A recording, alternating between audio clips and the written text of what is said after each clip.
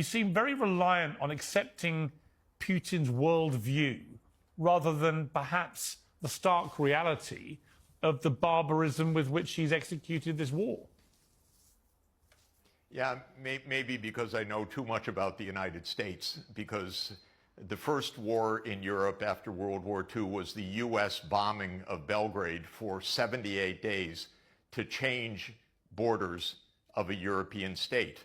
The idea was to break Serbia, to create Kosovo as an enclave, and then to install Bondesteel, which is the largest NATO base in the Balkans, in the Southwest Balkans.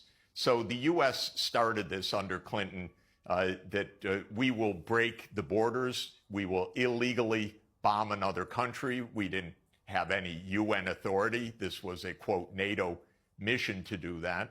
Then I know the United States went to war repeatedly, illegally, in what it did in Afghanistan, and then what it did in Iraq, and then what it did in Syria, which was the Obama administration, especially Obama and Hillary Clinton, tasking the CIA to overthrow Bashar al-Assad, and then what it did with NATO illegally bombing Libya to topple Muammar Gaddafi, and then what it did in Kiev in February 2014. I happened to see some of that with my own eyes.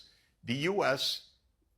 overthrew Yanukovych together with right-wing Ukrainian military forces. We overthrew a president. And what's interesting, by the way, is we overthrew Yanukovych the day after the European Union representatives had reached an agreement with Yanukovych to have early elections, a government of national unity, and a stand-down of both sides. That was agreed. The next thing that happens is the opposition, quote unquote, says we don't agree. They stormed the government buildings and they deposed Yanukovych. And within hours, the United States says, yes, we support the new government. It didn't say, oh, we had an agreement. That's unconstitutional what you did.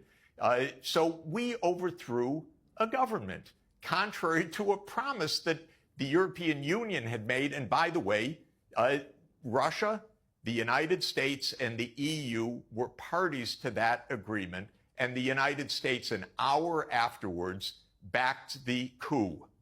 Okay, so everyone's got a little bit to answer for. In 2015, the Russians did not say, we want the Donbass back.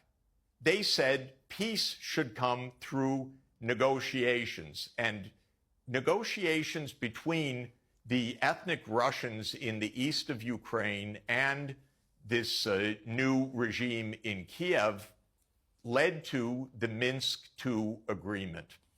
The Minsk II agreement was voted by the UN Security Council unanimously.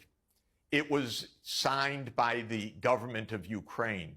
It was guaranteed explicitly by Germany and France. And you know what? And it's been explained to me in person. It was laughed at inside the U.S. government. This is after the UN Security Council unanimously accepted it.